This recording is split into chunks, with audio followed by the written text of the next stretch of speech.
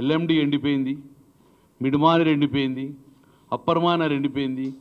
దాని మీద ఆధారపడ్డ ఇక్కడ సూర్యాపేట దాకా వచ్చే నీళ్ళు కూడా వచ్చే పరిస్థితి లేదు.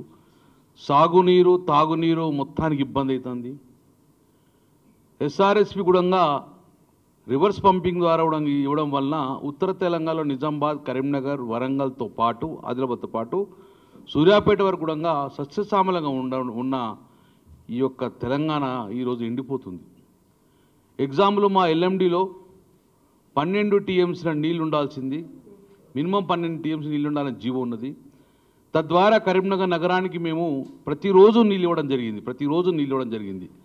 కేసీఆర్ గారి ప్రభుత్వంలో ప్రతిరోజు నీళ్ళు ఇవ్వడం చేసింది కరీంనగర్ కార్పొరేషన్.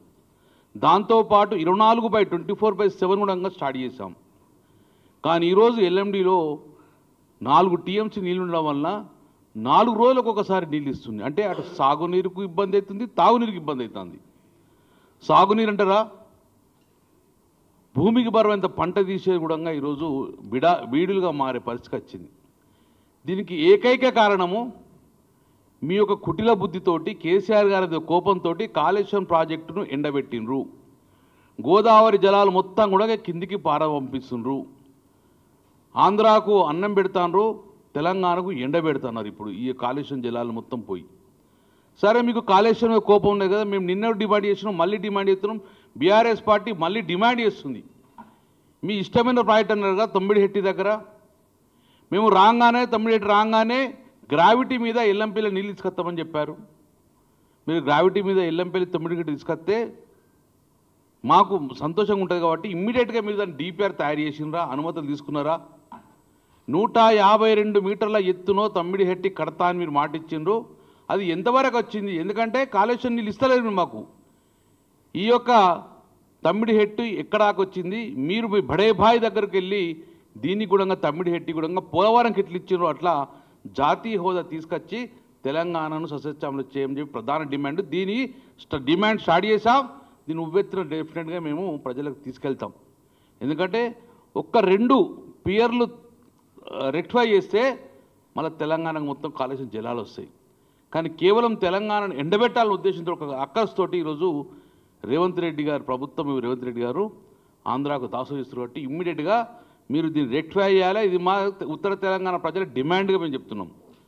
నెంబర్ 2, నిన్న ఒక ప్రభుత్వ కార్యక్రమం ఆ ప్రభుత్వ కార్యక్రమంలో ఇష్టానుసారంగా అపోజిషన్ లీడర్ను తిట్టడం జరిగింది.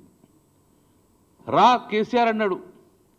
నేను ఒక్కటి చెప్తున్నాను, కేసీఆర్ గిట్ట సమఉజ్జి ఉంటే తెలంగాణలో డెఫినెట్గా ఈరోజు వచ్చి నీ మీద డిబేట్ చేస్తాడు. కేసీఆర్కి సమఉజ్జి రావాలంటే నువ్వు ఇంకో 100 సంవత్సరాలు పరిపాలన చేయాలి. కేసీఆర్కి సమఉజ్జిగా నువ్వు మారాలంటే ఇంకో 2 సార్లు నువ్వు ముఖ్యమంత్రి ప్రయత్నం చేస్తే అవుతుంది. కానీ కేసీఆర్ గారికి మీ సమఉజ్జి నువ్వు కాదు కాబట్టి నిన్ను అసలు లెక్కలకే తీసుకుంటలేడు కేసీఆర్ గారు. అసెంబ్లీలో మేము మాట్లాడదాం, మా మీద మీరు ఆన్సర్ ఇవ్వండి. దాని తదనంతరం కేసీఆర్ గారికి వెళ్ళారు. ఈరోజు చెప్తాడు, నిన్న రాజీవ్ గాంధీ గారి కాళ్ళ దగ్గర గుండి చెప్తున్నాడు. ఎవరే రాజీవ్ గాంధీ? మాకు తెలంగాణ కేసు రాజీవ్ గాంధీ కాళ్ళ దగ్గర ఉండి ప్రకటన చేస్తున్నాం అన్నాడు. రాజీవ్ గాంధీ కాళ్ళు ఉన్నా మా వెంకటేశ్వరం కాళ్ళు అయింది, ఇంత పెద్ద ప్రకటన చేస్తున్నావు? మాకు ఎవరైనా మాకు ఏ సంబంధం? అక్కడ పెట్టుకొని ఇష్టానుసారంగా మా కేసీఆర్ తిడుతుంటే తెలంగాణ ప్రజలు తట్టుకునే పరిస్థితి లేదు. కాబట్టి నీ యొక్క ఫ్రస్ట్రేషన్, వరంగల్ మీ అంతర్గత యుద్ధాలు, పార్టీలో మీ అంతర్గత యుద్ధాలు, పార్టీ క్యాడర్కు మీకున్న డీలింగ్ వలన ఈరోజు ఆ ఫ్రస్ట్రేషన్ మొత్తం కూడా మా పార్టీ మీద మా కేసీఆర్ తీసే ప్రయత్నం చేస్తున్నావు. కాబట్టి ఇప్పటికైనా మానుకొని మీరు ఇచ్చిన హామీలతో పాటు మా యొక్క మళ్ళీ డిమాండ్, ఉత్తర తెలంగాణ ఎండిపోతుంది, రాబోయే కాలంలో ఎడారిగా మారకముందే అయితే కాళేశ్వరం జలాలు మీరు ఇవ్వండి, లేకపోతే తమ్మిడిహెట్టి మీద స్టార్ట్ చేసి ప్రజలకు అందుబాటులో తీసుకురామని చెప్పేసి మా ప్రధాన డిమాండ్ చేస్తుంది. దండగా మారి ప్రభుత్వం థ్యాంక్ యూ.